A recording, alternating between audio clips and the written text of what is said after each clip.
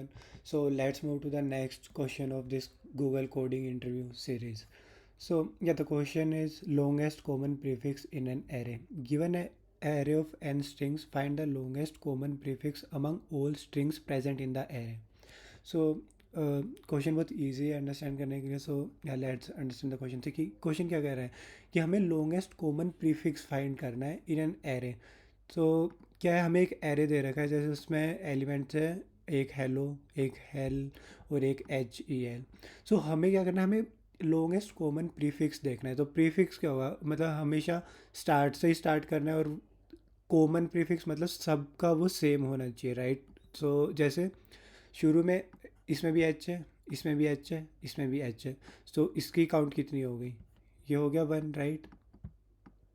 अब नेक्स्ट हम ई पे मूव कर गए. तो इसमें भी ई है, इसमें भी ई है, इसमें भी ई है. सो अब हमारी काउंट कितनी हो गई, 2. नेक्स्ट हम एल पे गए, इसमें भी एल है, इसमें भी एल है, इसमें भी एल है. सो हमारी काउंट हो गई 3. अब अगर हम नेक्स्ट पे जाते हैं जैसे इस एल पे, तो इसमें भी एल है, इसमें भी एल है, पर ये स्ट्रिंग तो एंड हो चुकी है. सो अब हमारा आंसर क्या होगा. सो इस टाइम हम अपना आंसर रिटर्न कर सकते हैं. सो आंसर होगा 3, बिकॉज क्योंकि अभी हम लॉन्गेस्ट कॉमन प्रीफिक्स चेक करना है तो वो सारे जितने भी इनपुट एलिमेंट्स हैं सब में कॉमन होना चाहिए. तो अब ये हमारा एंड हो चुका है, तो ऑफकोर्स यही आंसर होगा. सो अब इससे बड़ा आंसर तो हो नहीं सकता, राइट, क्योंकि हमारी स्ट्रिंग एंड हो गई. तो इससे हमें क्या पता चल रहा है कि टोटल 2 कंडीशन है इस चीज़ को चेक करने के लिए. पहली कंडीशन क्या है कि अगर स्ट्रिंग एंड हो जाती है, राइट, एंड ऑफ स्ट्रिंग अगर एंड हो जाती है तो हमारा क्या होगा, जो भी काउंट होगा वही आंसर होगा, क्योंकि उससे ज़्यादा तो हो नहीं सकता. कोई भी एक स्ट्रिंग एंड हो गई तो वही होगा, राइट. एंड सेकंड कंडीशन क्या है, अगर यहाँ पे एल की जगह एन होता या फिर कुछ आर होता, कुछ भी होता, तो एल इसमें भी है, एल इसमें भी है, बट इसमें एल नहीं है, इसमें आर है. सो सेकंड कंडीशन क्या है कि नोट मैच. अगर मैच नहीं होता तब भी हम काउंट रिटर्न, जो भी हमारी करंट काउंट है वो रिटर्न कर देते. और अगर कोई भी एक स्ट्रिंग एंड हो जाती है तो भी हमारा काउंट ही आंसर होता है, राइट. सो सिंपल सा ही क्वेश्चन है. तो हम इसको आई थिंक हम डायरेक्टली कोड कर सकते हैं, क्योंकि ये तो क्लियर हो ही गया होगा. बस हमें ये 2 कंडीशन चेक करनी है. और एक है कि अगर कुछ भी मैच नहीं हो रहा है, लेट्स से कि इसका फर्स्ट कैरेक्टर W या कुछ भी है, तो उस केस में हमें क्या करना है, उस केस में हमें -1 रिटर्न करना है, रिटर्न -1. सो यह सिंपल सा क्वेश्चन है. सो कोड करते हैं सॉल्यूशन को. सो हम इसको पहले क्या कर सकते हैं, जैसे ये कंडीशन है अपनी एंड ऑफ स्ट्रिंग, तो इसके लिए हम क्या कर सकते हैं, एक चीज़ हम श्योर है कि हमारा जो आंसर होगा वो मैक्सिमम कितना आंसर हो सकता है.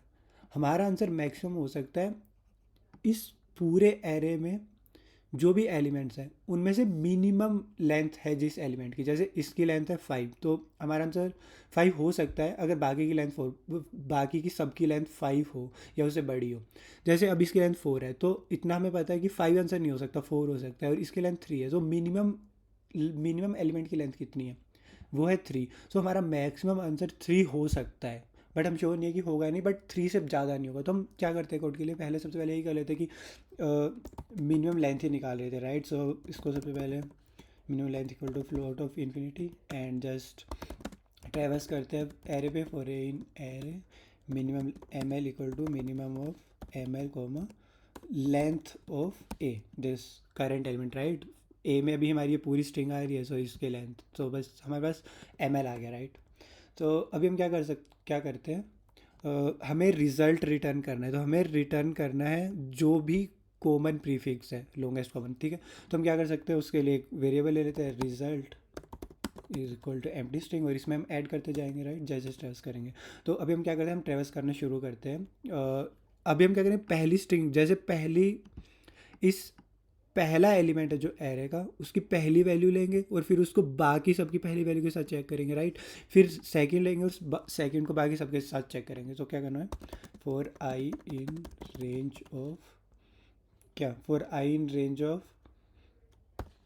Minimum this ML, right. क्योंकि हमारा मैक्सिमम आंसर तो क्या होगा, अगर इसकी लेंथ चाहे जितनी भी हो, 10 है, 11 है, जितनी भी है, पर हमारा मैक्सिमम आंसर क्या होगा, 4 ही होगा, राइट. तो हमें बस 4 तक ही चेक करना है, क्योंकि हमें प्रीफिक्स चेक करना है. तो बीच का है, सब का कुछ मतलब नहीं है. तो बस हम अपना लुक कहाँ तक चलाएंगे, for I in range of ML, right.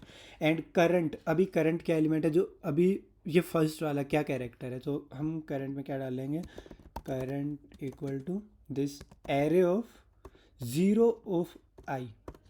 ये ध्यान रखना, ज़ीरो ऑफ आई, क्योंकि हम पहली स्ट्रिंग, पहले इस एरे के पहले एलिमेंट की पहली स्ट्रिंग को चेक कर रहे हैं। तो ये पहला एलिमेंट क्या है, array of zero, right.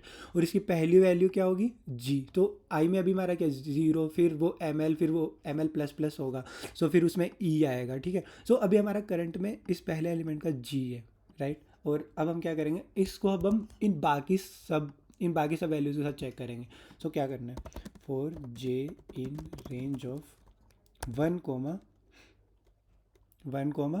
N, right, second से लेकर बाकी सब तक। और हमें क्या करना है, हमें चेक करना है इफ़ क्या, array of this J, array of J of I is not equal to current.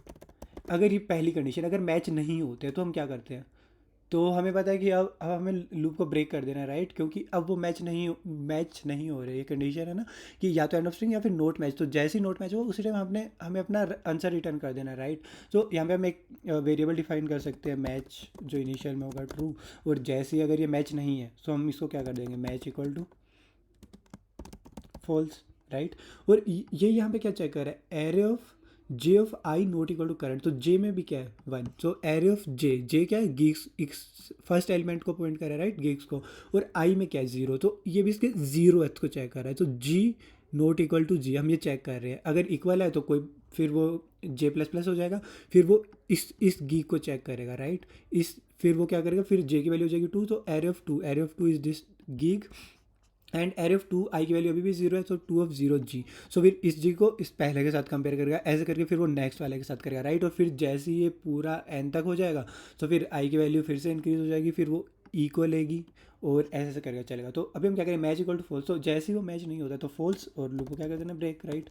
और यहाँ पे भी हमें क्या करना है, इफ़ नोट मैच, मतलब यहाँ पे मैच फॉल्स हो चुका है तो इसका मतलब ये अभी मैच नहीं हुआ है। जैसे यही वाली कंडीशन ले लेते कि ये पहली कंडीशन एच और ये डब्ल्यू, तो ये अभी हमारा मैच फॉल्स हो चुका है इस कंडीशन में आगे, क्योंकि इसके साथ मैच नहीं हो रहा है। तो अब हम क्या करेंगे, अब हमें आगे बढ़ना ही नहीं है, आगे वाले कैरेक्टर को चेक करना ही नहीं है, क्योंकि यहीं पे ये कंडीशन फॉल्स होगी, राइट। हम प्रीफिक्स चेक कर रहे हैं। सो अभी क्या करें, इफ़ नोट मैच, तो क्या करना है, इस लूप को भी ब्रेक कर देना है, आउटर लूप को भी। So if not match then break, ठीक है। और अगर मैच हो रहा है तो हम क्या करेंगे, result is equal to result plus क्या, this current element, right. So शुरू में जैसे जी रिजल्ट प्लस करंट, सो जैसे जी मैच हो रहा है सबका, सो हमारे सबसे पहले रिजल्ट में जी आ जाएगा, फिर ई पे जाएगा, फिर नेक्स्ट एलिमेंट वैसे ज़्यादा जाएगा, राइट। और बस ये हो गया। अब हम बाहर आ जाएंगे, तो बाहर हम क्या चेक करेंगे, एक कंडीशन हो रहा है कि अगर कोई भी मैच नहीं हो रहा तो -1 रिटर्न करना है। तो कोई मैच नहीं होगा तो क्या होगा, रिजल्ट की कोई लेंथ नहीं होगी, राइट। तो हम क्या लिख सकते हैं यहाँ पे, इफ़ नोट रिजल्ट, और if length of result equal to 0, और if not length of result, ऐसे कुछ भी लिख सकते हैं। So if not result then simply return -1। Else क्या रिटर्न होगा, एल्स रिटर्न कर देंगे जो भी हमारा रिजल्ट है, राइट। इसको एक बार कंपाइल करके देख लेते हैं, या सो ये हमारा आउटपुट है और यही एक्सपेक्टेड था। एक बार सबमिट भी कर लेते हैं, या सो प्रॉब्लम सॉल्व सक्सेसफुली और हो गया सॉल्व, सारे टेस्ट केस पास हो गए, राइट।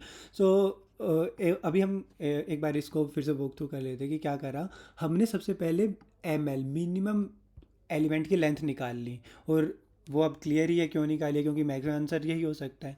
तो वो निकाल ली इस लूप में, और result empty string define कर दी। और फिर हम क्या करेंगे, अपने फोर लूप को मिनिमम लेंथ तक ही चलाएंगे, क्योंकि हमें पता है सारे को चलाने की कोई ज़रूरत नहीं है, अगर जो मिनिमम है वहीं तक ही आंसर होगा, राइट। तो वो करा, और फिर करंट में पहला कैरेक्टर ले लिया पहले एलिमेंट का, और फिर जे को चलाया फर्स्ट को छोड़ के अगले सारे नेक्स्ट एलिमेंट पे, और उन सबको हम मैच कर रहे हैं। तो जैसी कंडीशन वो कंडीशन आती है, फर्स्ट वाली कंडीशन, राइट, कि मैच नहीं हो रहा है, तो मैच नहीं होगा तो हमने मैच को फॉल सेट कर दिया और इसको ब्रेक कर दिया, क्योंकि आगे वाले चेक करने की ज़रूरत नहीं है। और यहाँ पे भी वही चेक करा कि अगर मैच हमारा फॉल्स है तो इस लूप को भी ब्रेक कर दो, अब आगे जाने की ज़रूरत नहीं है। और अगर ऐसा नहीं है, मतलब मैच हो रहे हैं, तो फिर रिजल्ट में प्लस प्लस करते जाओ। और बाहर हमने सिंपली कर दिया कि अगर रिजल्ट में कुछ भी नहीं है तो -1 कर दो, मतलब कोई मैच नहीं हुआ है। और अगर मैच हो चुके हैं तो सिंपली रिटर्न द रिज़ल्ट, जो भी हमारा रिजल्ट है। सो अभी इसकी कॉम्प्लेक्सिटी देख लेते हैं एक बार। सो इसकी टाइम कॉम्प्लेक्सिटी क्या होगी? हम क्या कर रहे हैं यहाँ पे, एक लूप तो हमारा ये चल रहा है जो पूरे एरे पे, इस पूरे एरे पे हम जा रहे हैं राइट, और हर एक की लेंथ कैलकुलेट कर रहे हैं। तो काइंड ऑफ ये क्या है, ये पूरे एन, ये लूप कितनी ऑर्डर ऑफ एन टाइम चल रहा है राइट। सो हम क्या कर सकते हैं, लिख सकते हैं इसको बिग ऑफ एन प्लस क्या होगा, अभी हमारा एक ये फोर लूप कितने चल रहा है, एम एल, मतलब जो मिनिमम लेंथ है, इस एरे में एलिमेंट जो भी इस एरे में एलिमेंट्स है उसमें से जो भी minimum length of element right. So M L, so क्या है ये, बिग ऑफ एम एल, और क्या होगा बिग ऑफ एम एल, और इसी के एम एल के अंदर ही हम पूरे एन तक जा रहे हैं राइट, नेक्स्ट एन एलिमेंट, तो एम एल इंटू एन। और सिंपल हम इस एम एल को एम ही रख लेते हैं कि हम एम है हमारी लेंथ ऑफ स्ट्रिंग, और एन है number of strings in this array. So number of strings है 4, और लेंथ क्या होगी, मिनिमम की लेंथ क्या है 4। और मतलब लेंथ ऑफ स्ट्रिंग हम कह सकते हैं अगर सभी की लेंथ इक्वल होगी तो वो वही है ना राइट, सभी की लेंथ 4 होती तो M right, length of string. So हम कह सकते हैं एम लेंथ ऑफ स्ट्रिंग और N number of strings in this array. So ये हमारी टाइम कॉम्प्लेक्सिटी होगी right. So order of N plus order of M N, और इसको हम सिंपली लिख सकते हैं कि big of M into N right. So ये हमारी टाइम कॉम्प्लेक्सिटी है। एंड स्पेस कॉम्प्लेक्सिटी क्या होगी, स्पेस क्या है, स्पेस कॉम्प्लेक्सिटी है हमारी, अगर हम रिजल्ट वेरिएबल में स्टोर कर रहे हैं राइट, तो रिजल्ट में हमारा आंसर आ रहा है। सो लेट्स से कि सब में गीग गीग गीग होता, तो हमारा आंसर क्या होता है, गीग राइट। सो ये क्या होती, big O of M right, length of string, तो वही होगी।